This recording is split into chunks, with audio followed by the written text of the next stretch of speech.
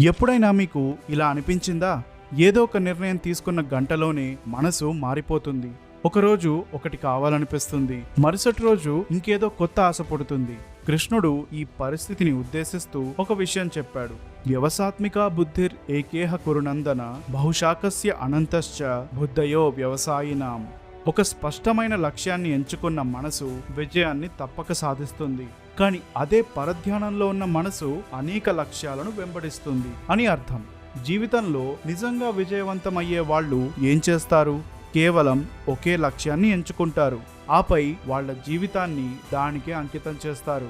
అదే వ్యవసాత్మిక బుద్ధి అని కృష్ణుడు చెప్పాడు. ఇది ఉందని చెప్పడానికి సిమ్టమ్స్ ఏంటంటే, మన మైండ్ స్టడీగా దృఢ సంకల్పంతో సింగిల్ పాయింటెడ్ ఫోకస్ తో ఉంటుంది. డిస్ట్రాక్షన్స్ తో నిండిన ఇవాల్టి ప్రపంచంలో ఈ వ్యవసాత్మిక బుద్ధి చాలా అవసరం. సో ఈసారి నుంచి మీరు అనుకున్న సక్సెస్ దిశగా మీరు నడవట్లేదు అనిపిస్తే, మీ మనసులో మల్టిపుల్ గోల్స్ ఉన్నాయా లేక సింగిల్ పాయింటెడ్ ఫోకస్ ఉందా అని ప్రశ్నించుకోండి. కృష్ణుడు చెప్పిన ఈ పాయింట్ మీకు ఉపయోగపడుతుందనిపిస్తే హరే కృష్ణ అని కామెంట్ చేయండి.